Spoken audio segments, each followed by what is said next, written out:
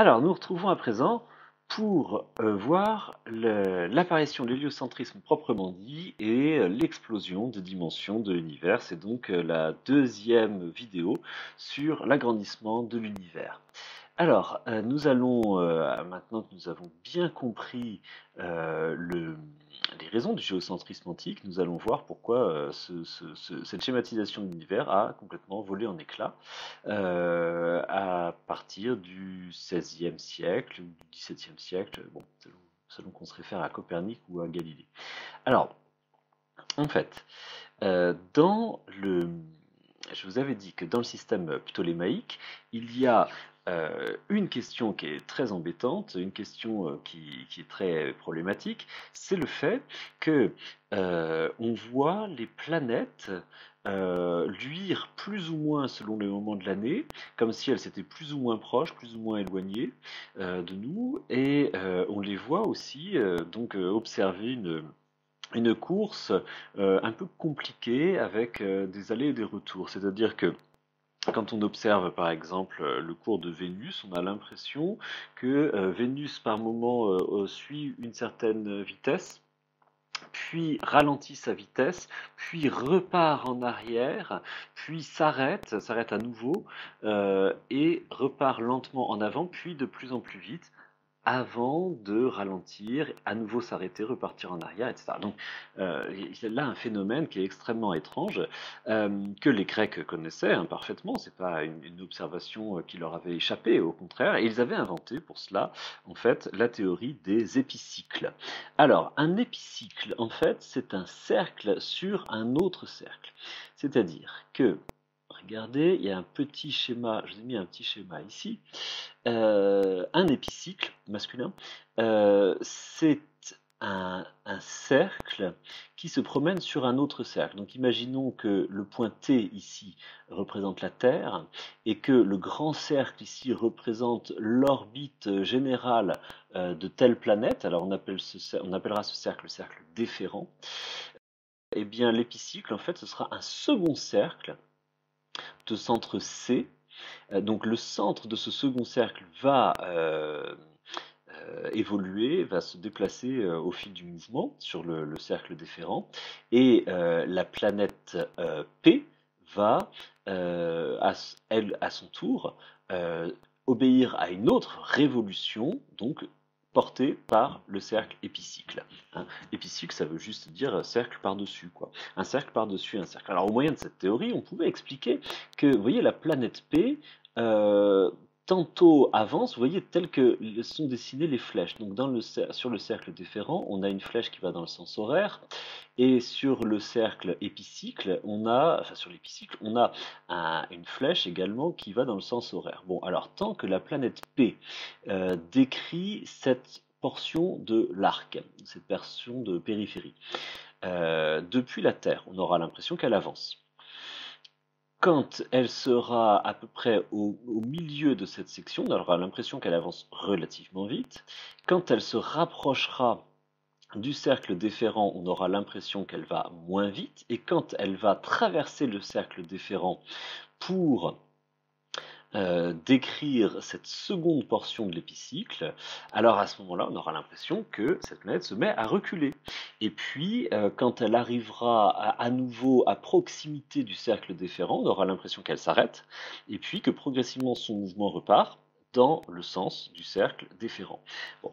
Alors, c'était cette théorie qui expliquait donc les apparentes irrégularités du mouvement des planètes, irrégularités qui du coup devenaient régulières. Hein. Et comme je vous ai dit, au fond, quand on prend des observations planétaires sur de longues années, on observe que finalement les planètes obéissent toujours à la même course, hein, empruntent toujours la même course, même si cette course semble plus compliquée que la course des étoiles fixes. Bon. Alors, le problème, c'est que pour que ce schéma d'explication corresponde aux apparences, il a fallu faire des schémas explicatifs de plus en plus complexes, avec parfois jusqu'à 3, 4 épicycles les uns sur les autres. C'est-à-dire qu'en fait, après tout, rien n'empêche de considérer que le point P, vous voyez ici, qui est porté par l'épicycle, ne soit à nouveau le centre d'un autre épicycle, pardon. Donc c'est ce qui ferait un troisième cercle. Hein, et puis pourquoi pas sur ce troisième cercle, imaginez un point vagabond qui serait à son tour le centre d'un quatrième épicycle. Eh bien, c'est au moyen de ce genre d'observation que les astronomes ont réussi à produire, enfin que les astronomes grecs d'abord ont réussi à produire une explication du ciel qui correspondait à peu près aux apparences. Mais quelle complication, quelle complexité par rapport au modèle platonicien qui, je vous le rappelle, était fondé sur la simplicité, la forme de l'orbite sphérique, enfin pardon, circulaire, cyclique, était commandée par un impératif de simplicité. Bon, ici, on est très très loin, et en fait, l'astronomie ptolémaïque devient un véritable fatras une fois qu'on rentre dans le détail des épicycles pour expliquer donc voilà les apparences du ciel. Alors, sur ces entrefaites, un astronome polonais, excusez-moi, Nicolas Copernic, qui est un ecclésiastique, propose une hypothèse complètement différente en 1543 dans son livre qui s'appelle De la révolution des orbes célestes. Alors en 1543, Copernic, toujours dans l'intention de sauver les phénomènes, donc de trouver autrement dit une explication qui rende compte des phénomènes, qui correspondent à ce que l'on peut observer, il propose un schéma d'explication entièrement différent, consistant à considérer qu'en fait, voilà, si les planètes ont des mouvements si bizarroïdes vus de chez nous, c'est parce que nous-mêmes, nous ne sommes pas immobiles, ce n'est pas parce qu'elles suivent des orbites qui sont constituées d'une combinaison de cercles les uns combinés avec les autres, mais c'est parce que nous-mêmes, observateurs, nous sommes dans un mouvement circulaire, nous obéissons à un mouvement circulaire, et donc c'est la composition de notre mouvement circulaire avec l'autre mouvement circulaire des planètes qui produit ce phénomène très étrange où l'on voit les planètes tantôt avancer et tantôt reculer. C'est-à-dire que, attendez, je vais vous faire une petite démonstration empirique, expérimentale même, avec du matériel astronomique de pointe. Voici la Terre, planète bleue, n'est-ce pas? Et voici Mars, rouge. Hein, bon. Alors, imaginez que... Non, je ne vais pas prendre Mars, je vais prendre plutôt Saturne. Parce que la période de Saturne est beaucoup plus longue que la période de la Terre. Alors, je suis plus pour que Saturne fasse en fait une révolution complète et retourne à son point. Je crois qu'il faut plusieurs dizaines d'années. Alors que la Terre, bon, un an suffit. Alors, donc, le mouvement de la Terre est moins vaste et plus rapide que le mouvement de Saturne, ça, bon, on le sait aujourd'hui. Alors, donc, imaginez, vous avez ici la Terre qui obéit à une orbite relativement modeste comparée à celle de Saturne et relativement rapide. Et puis, vous avez ici Saturne, attendez, je me déplace, qui décrit une orbite beaucoup plus grande et beaucoup plus longue. Bon, alors maintenant, si on met nos deux astres à tourner en même temps. Alors, vous avez ici, alors non, pardon, je reviens à zéro. Vous avez ici la Terre qui va commencer son mouvement pendant que Saturne va amorcer le sien très lentement. Et la Terre va beaucoup plus vite que Saturne, et donc quand la Terre revient à son point de départ, Saturne a à peine parcouru une petite portion de l'orbite. Ok? Bon. Alors, dans cette position-ci, on a, depuis la Terre, on aura l'impression que Saturne se déplace dans un certain sens, c'est-à-dire que depuis la Terre, on aura l'impression que Saturne se déplace dans cette position, dans cette direction. Bon. Et puis, quand progressivement, nous allons nous retrouver avec un certain angle par rapport à Saturne, nous aurons l'impression que Saturne s'arrête.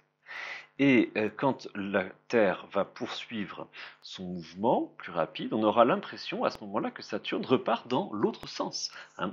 Et enfin, à mesure que la boucle va se reboucler, en fait, on aura une alternance comme ça de mouvements apparents d'avancée et de recul, hein, avec tantôt des accélérations, tantôt des décélérations. Et en fait, la combinaison du double mouvement de rotation de la Terre d'une part et de Saturne de l'autre, va engendrer une apparence justement qui correspondra à celle des épicycles antiques, mais le schéma d'explication sera beaucoup plus simple en fait si on abandonne complètement l'hypothèse que tout tourne autour de la Terre. Et donc voilà le schéma que va proposer que va proposer Copernic, excusez-moi. On va placer donc le Soleil au centre en tant qu'astre immobile, et puis on va placer ici la Terre. Attendez, je vais agrandir un petit peu parce que là, on ne voit pas très très bien.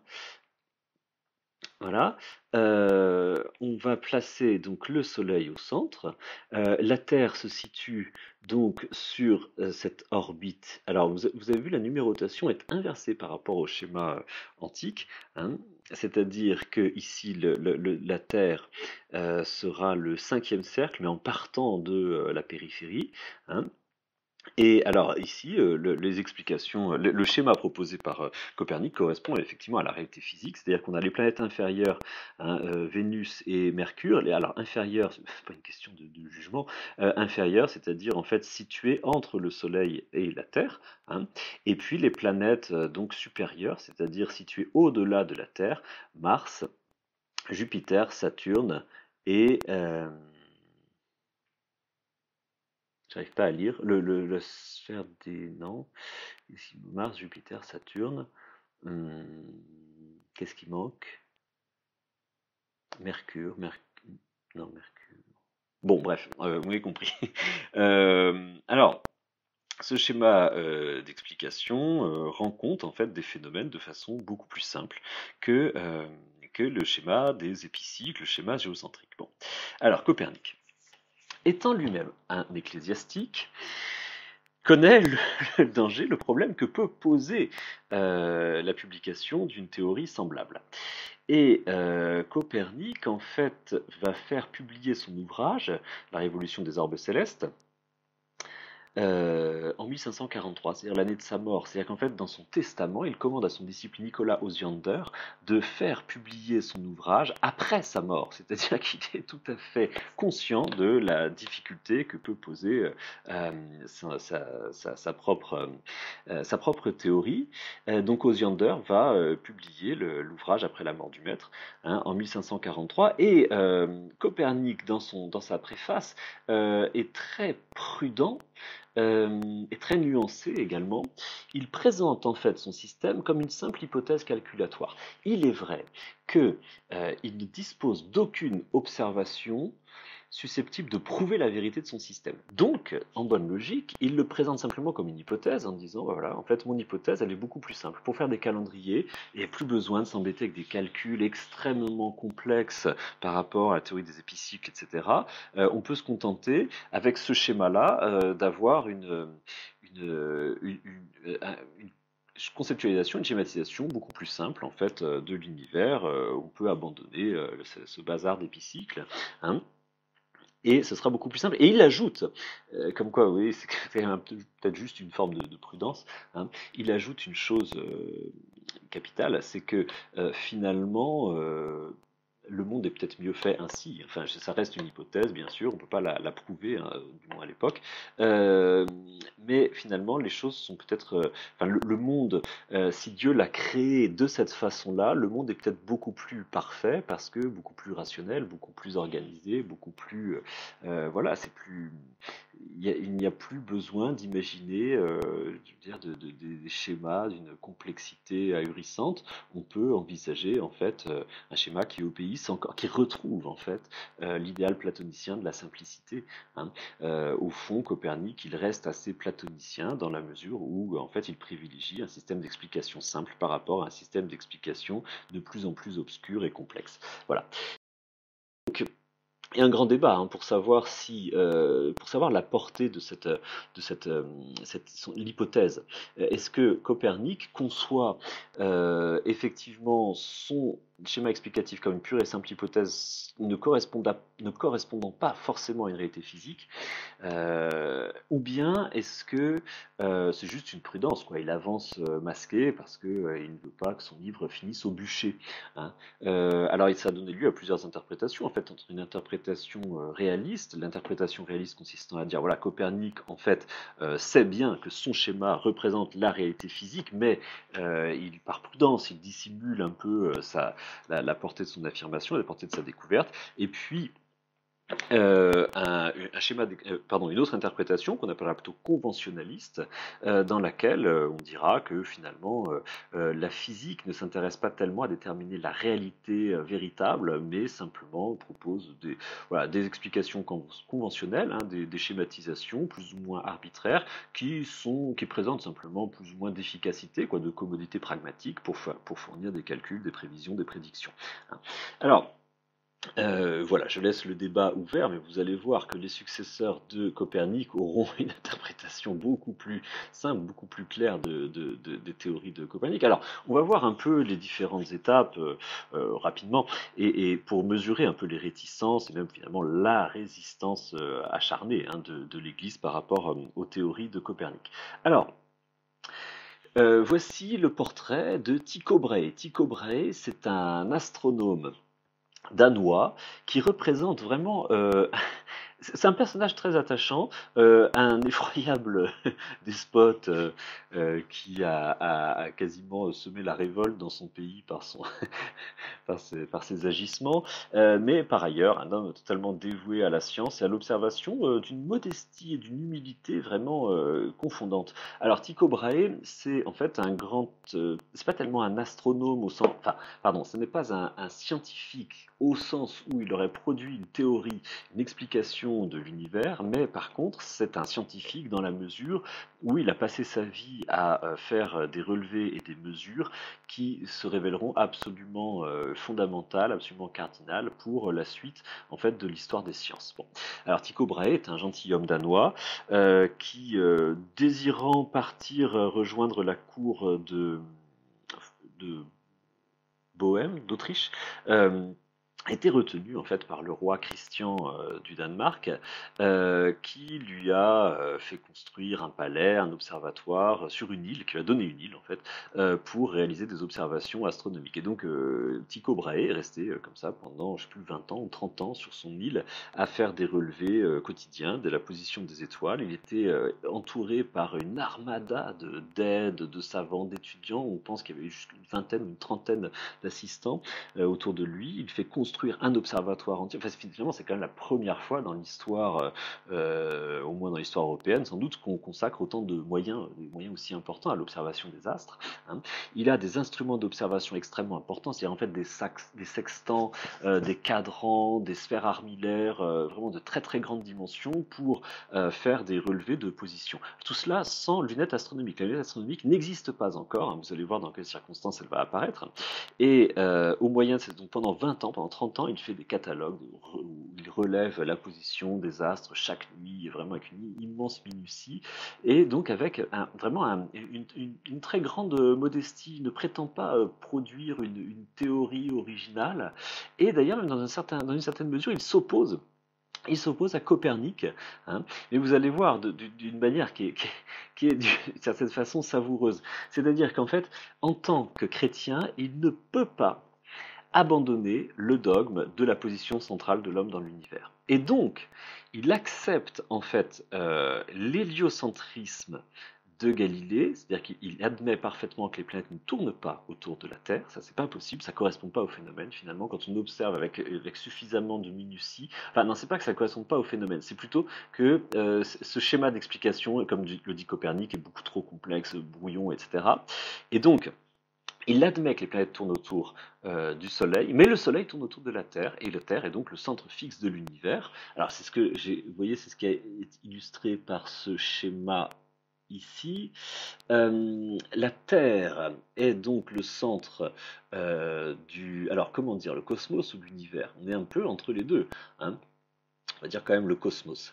La Terre est le centre du cosmos, hein, et autour de la Terre tourne le Soleil. Vous voyez, le Soleil est figuré par ce cercle-ci, hein, et le Soleil est quant à lui le centre de la rotation des planètes inférieures, on voit bien ici Mercure et Vénus, hein, et des planètes supérieures également, c'est-à-dire Saturne, Jupiter, etc. Ah oui, ah bah, tout à l'heure j'ai oublié la Lune. Attends, voilà, c'était peut-être ça ce qui manquait. Non, la Lune tourne autour. Non, pardon, la Lune tourne autour de la Terre, excusez-moi, dans ce schéma, hein. Et après le cercle, après l'orbite lunaire, on trouve l'orbite l'orbite solaire, l'orbite du Soleil, hein, les planètes inférieures, Mercure, Vénus, et puis ensuite les planètes supérieures que sont Mars, Jupiter et Saturne. Voilà. Bon, alors donc c'est un schéma bâtard, c'est un schéma extrêmement mais c'est très touchant en fait, cette tentative d'essayer de concilier comme ça, en fait, sa foi chrétienne profonde, hein, je suppose, et les avancées quand même de son temps. Voilà, moi je trouve ça très touchant, cette modestie et cette prise en compte. Vous voyez, il essaye vraiment de prendre en compte les avancées de la science et de les concilier avec sa conscience de chrétien, hein. Voilà, on a appelé ce système le géo-héliocentrisme, ce qui voilà, qui dit bien le espèce de mixte que représente cette étrange tentative de conciliation, hein. Alexandre Coiré, tiens oui, j'ai jamais cité encore son nom, Alexandre Coiré, formidable philosophe français, franco-russe, hein. Alexandre Coiré, je m'appuie beaucoup en fait sur ces deux ouvrages, qui sont vraiment les ouvrages de référence en histoire des sciences. Coiré, c'est donc un philosophe. Bon, il est né en Russie, il a quitté la Russie en 1917 et il a passé ensuite l'essentiel de sa vie en France. Il écrit en français et en anglais et en allemand également. Bon, et en russe également. Bon, bref, alors Alexandre Coiré, c'est un très grand historien des sciences au XXe siècle, et donc il a écrit ces deux livres, Études d'histoire de la pensée scientifique et du monde, non, voilà, du monde clos à l'univers infini. Dans celui-ci, il se demande si en fait, l'hypothèse de Tycho Brahe ne représente pas un anachronisme. En fait, enfin, logiquement, cette hypothèse-là, cette hypothèse explicative, aurait dû intervenir avant Copernic, et Copernic aurait dû intervenir ensuite. Mais manifestement, c'est pas ce qui s'est passé. C'est-à-dire qu'en fait, l'anachronisme de l'explication de Tycho Brahe représente voilà, un attachement inconsolable pour la religion chrétienne, même quand son schéma d'explication du monde prend l'eau de toutes parts, quoi. Voilà. Alors, les affaires vont sérieusement s'aggraver lorsque des penseurs, alors en l'occurrence plutôt des philosophes comme Giordano Bruno, encore qu'il soit difficile de séparer philosophes et savants, philosophes et physiciens à cette époque-là. Donc, lorsque des penseurs, on va dire, comme Giordano Bruno, vont en fait dépasser encore l'explication de Copernic et admettre que si la Terre n'est plus le centre du monde, alors la conséquence, c'est que les dimensions de l'univers ne sont pas du tout celles que l'on croit, puisque comme je vous avais dit au début de la première vidéo, si on admet le mouvement terrestre, comment expliquer que les étoiles ne changent pas de position respective au cours de la nuit ou au cours des années, hein, eh bien, force est d'admettre que si la Terre est en mouvement, alors elle est extrêmement éloignée, elle est immensément éloignée, elle est infiniment éloignée des étoiles, et c'est bien pour cette raison que les étoiles ne semblent pas changer de position au cours de la nuit, hein, ou du moins, en fait, il doit bien y avoir un changement, mais ce changement est absolument imperceptible à l'œil nu. C'est la conséquence effectivement que tire Giordano Bruno, hein. Alors Giordano Bruno a vécu à la fin du deuxième moitié pardon, du XVIe siècle. On va voir dans quelles circonstances il a quitté ce monde. Et donc, voilà, il tire la conclusion pardon, qu'il n'y a aucune raison de supposer l'univers fini, comme le fait par exemple Aristote, comme le font les astronomes grecs, chrétiens, etc. Hein, parce que si l'univers est fini, alors il devrait y avoir en fait des changements de position apparents, des changements de position respectifs dans le ciel étoilé. Et ce n'est pas le cas. Bon. Donc, c'est bien que la prémisse est fausse, hein. C'est bien que l'univers n'est pas, enfin le cosmos n'est pas fini, il n'y a plus de cosmos. Il n'y a plus de cosmos, tout simplement, on est dans un univers où il n'y a plus de centre, où il n'y a plus de périphérie, hein, et où les distances sont incomparablement plus immenses que celles qu'on n'avait jamais imaginées.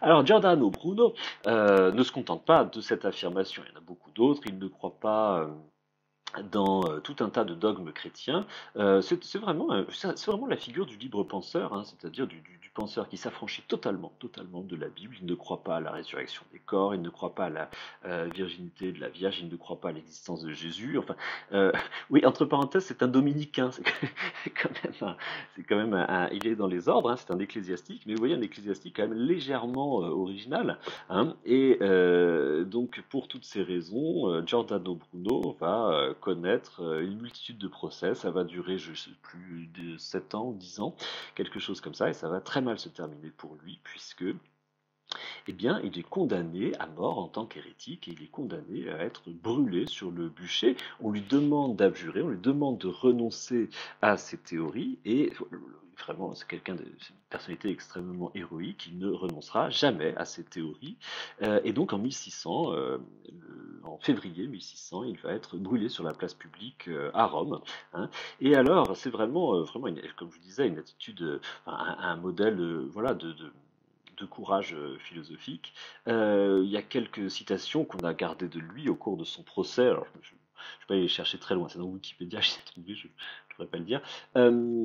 Voilà les paroles qu'il aurait prononcées devant le verdict prononcé par l'Inquisition. Je ne recule point devant le trépas et mon cœur ne se soumettra à aucun mortel. Hein.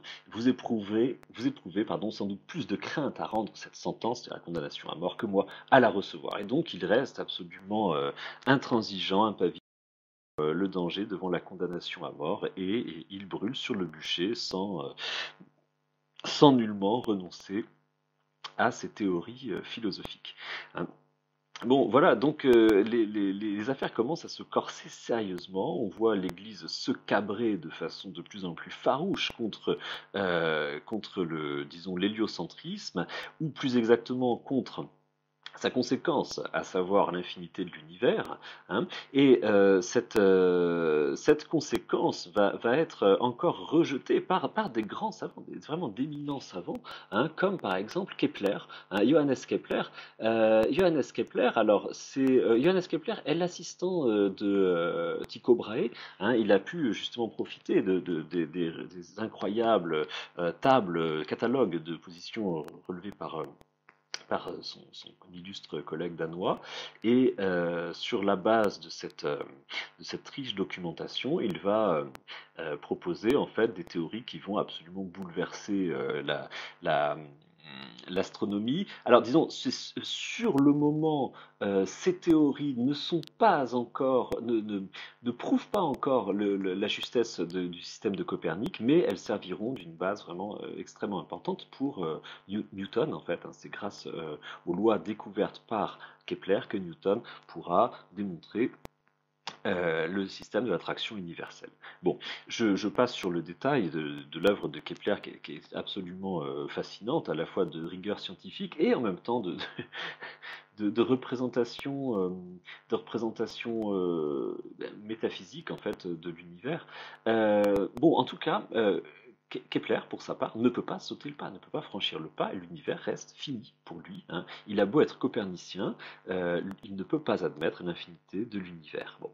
Alors, ce qui va véritablement faire voler en éclats de façon irrémédiable le géocentrisme, excusez-moi, ptolémaïque, ce sont vraiment les découvertes de Galilée. Et c'est lui qui tourne une page de l'histoire du monde de façon voilà, sans retour, quoi. Hein. Alors, en 1610, Galilée publie ce livre, enfin, ceci n'est qu'une modeste traduction qu'on trouve au seuil, Le Messager des étoiles. Alors, ce petit livre qui fait, je sais pas, le texte fait 50 pages, hein.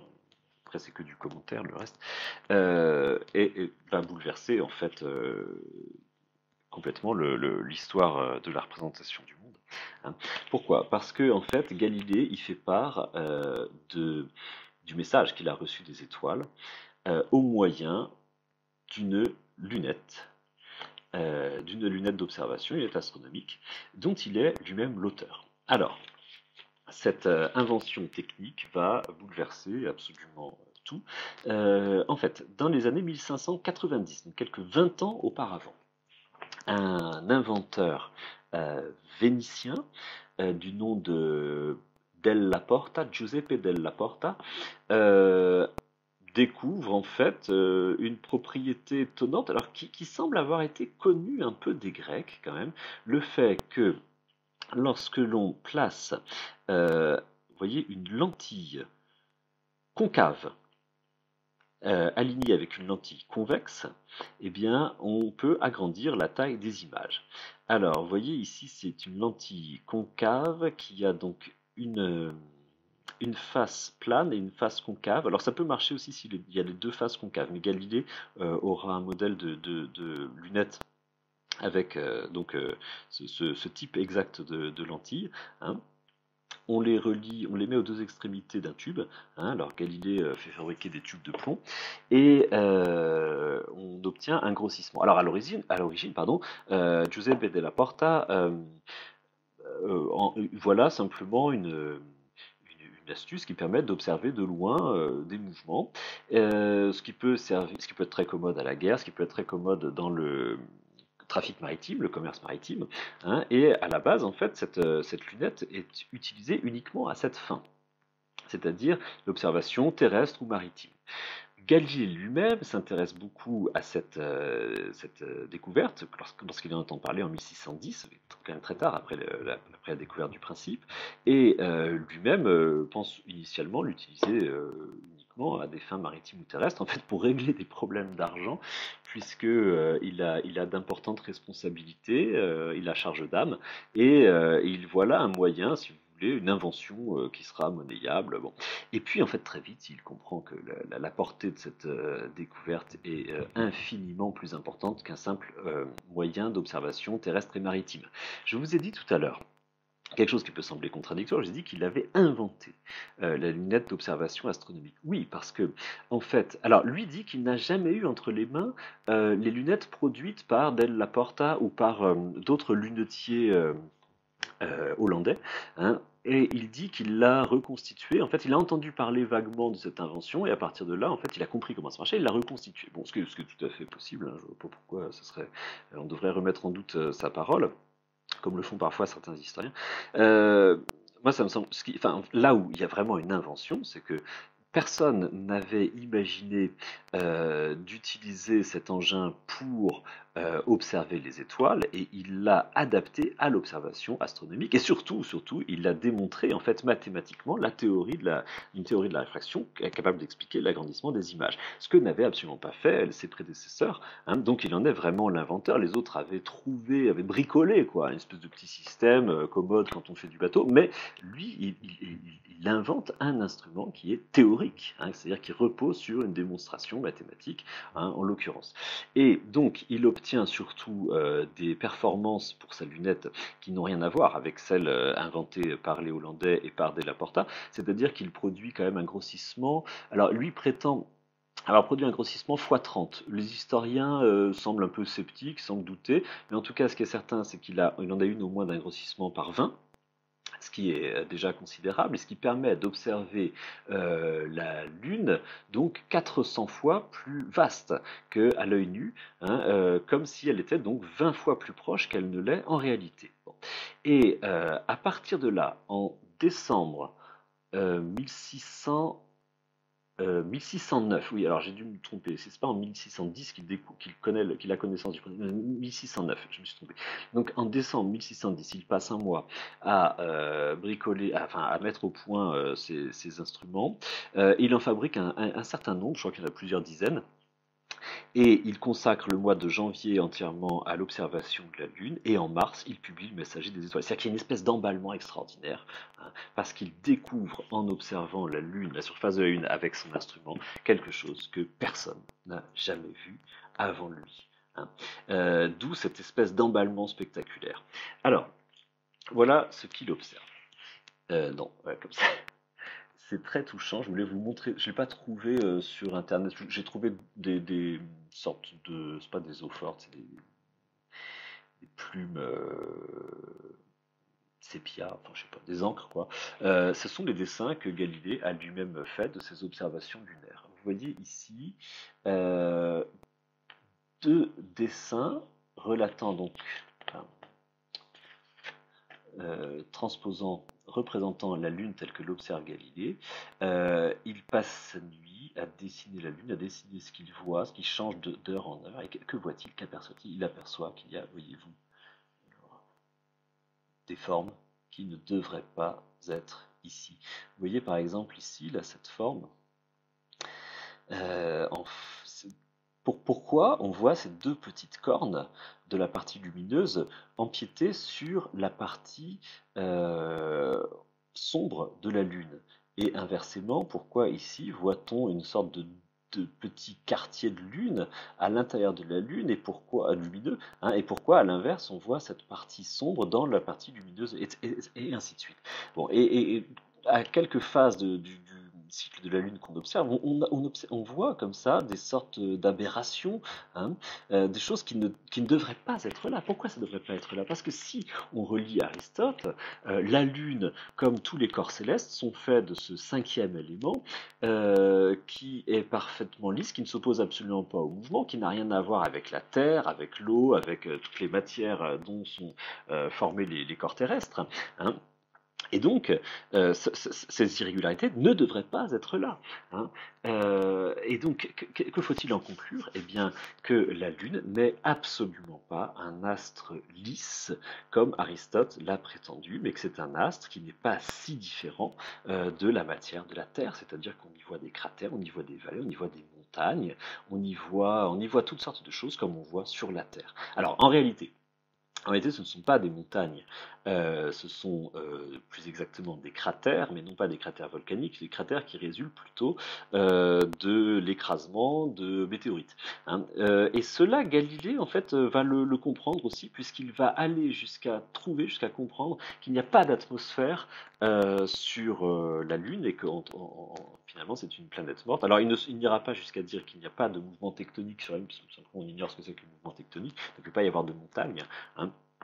Mais en tout cas, il finira par découvrir qu'il n'y a pas d'atmosphère sur la Lune, qu'il n'y a pas d'eau non plus sur la Lune, hein. Tout simplement, tout cela uniquement au moyen de ses observations avec sa lunette chez lui, hein. Cela change absolument tout.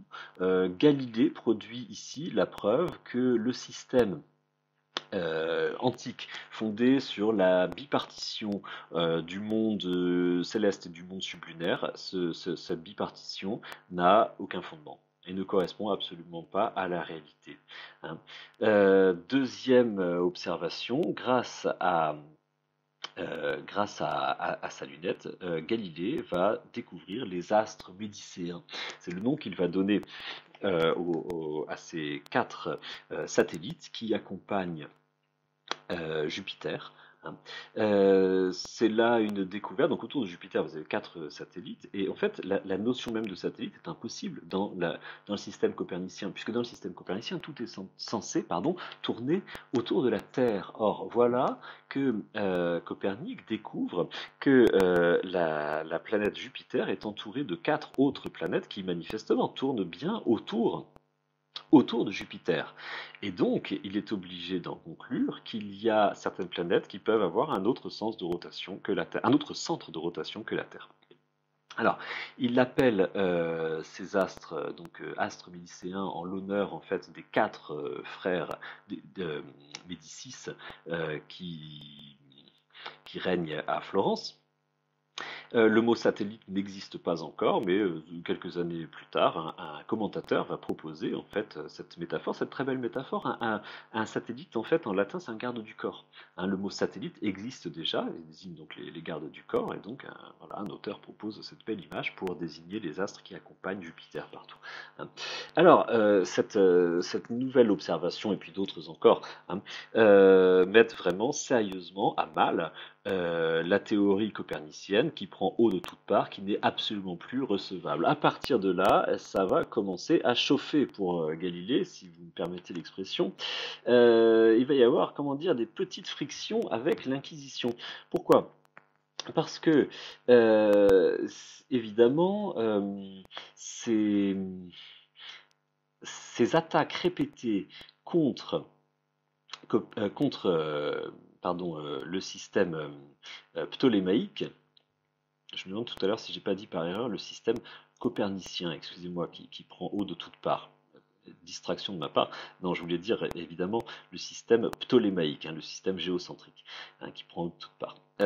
Bon, alors en 1616, quelques années donc après la publication du Messager des étoiles, Galilée, pardon, je ne pourrais pas faire deux choses en même temps, reçoit un premier coup de semonce de la part de l'Inquisition, c'est-à-dire qu'en 1616, il est une première fois condamné à cesser d'enseigner l'héliocentrisme et dans un premier temps, voilà, c'était un peu une mise en garde quoi, pour lui dire attention, maintenant il faut s'arrêter et cesser de s'en prendre à la vision classique, antique ou chrétienne du monde et sauver le cosmos ainsi. Mais Galilée, et alors, oui, Galilée ne s'en tient pas là. En 1632, en fait, voilà, il veut vraiment prouver son fait. Donc 16 ans plus tard, il sort ceci.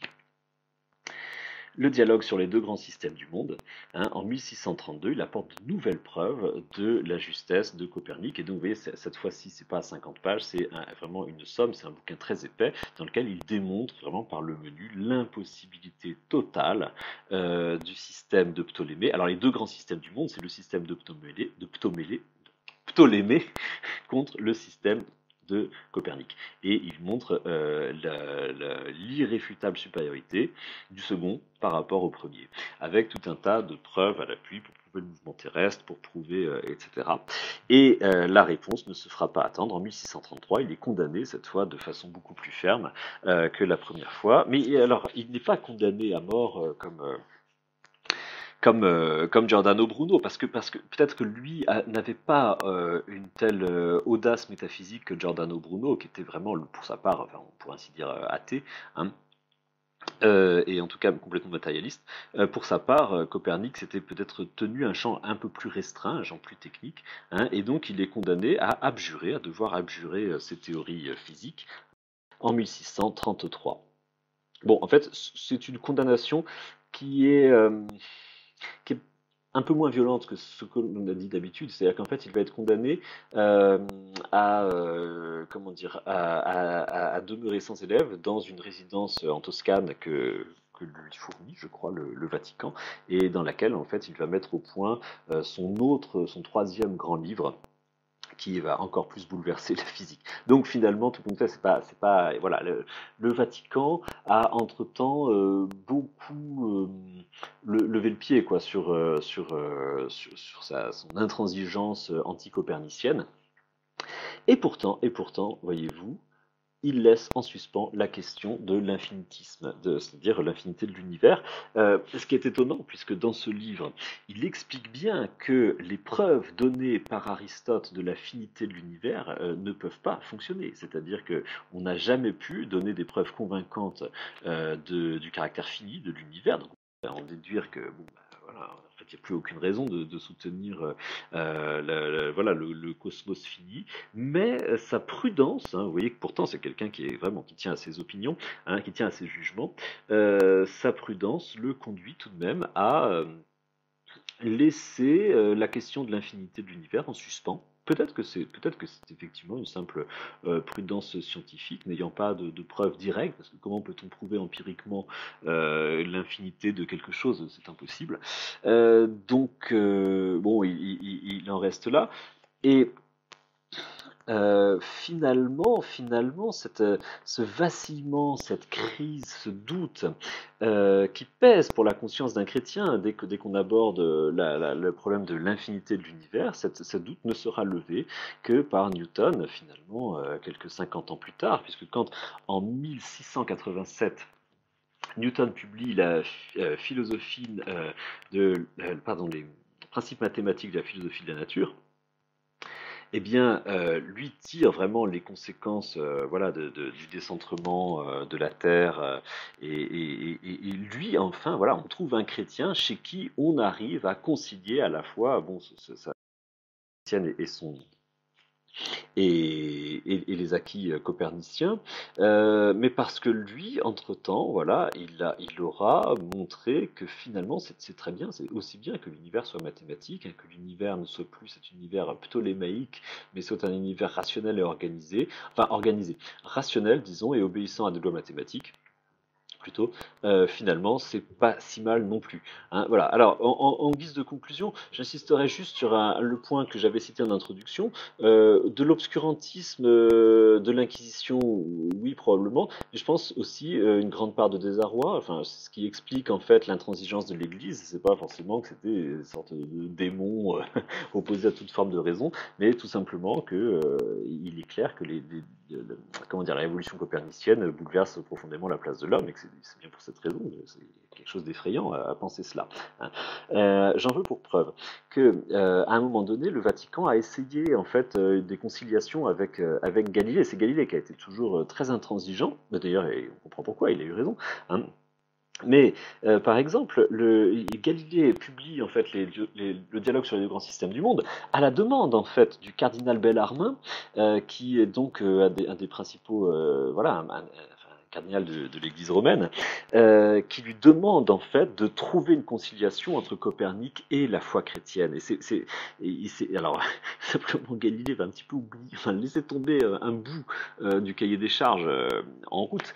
Mais ça veut bien dire que l'Église à l'époque, en fait, essaye quand même de voir si on pourrait pas quand même un peu s'arranger. C'est-à-dire, bon, finalement, l'Église implicitement reconnaît la supériorité du système de Copernic, hein, mais voilà, l'Église reste inconsolable voilà, de devoir faire son deuil de la position centrale de l'homme dans l'univers. Hein. Alors, vous aurez des philosophes complètement athées, matérialistes, du coup, au XVIIe siècle, comme Gassendi, comme Cyrano de Bergerac, hein, Cyrano de Bergerac, le personnage sur lequel Edmond Rostand a pris modèle pour fabriquer son personnage dramatique. Hein, c'est un athée qui est tout à fait dans la lignée de Giordano Bruno, etc. Et cette résolution tardive, on retrouvera en fait du sens à la présence de l'homme dans l'univers, dans un univers mathématique et rationnel, c'est Newton, hein, en 1687. Voilà. Donc, bah, le prochain problème qui nous reste que nous allons devoir, sur lequel nous allons nous pencher sérieusement, du coup, c'est la mathématisation de la nature. Voilà. Mais ça, c'est pour la prochaine vidéo.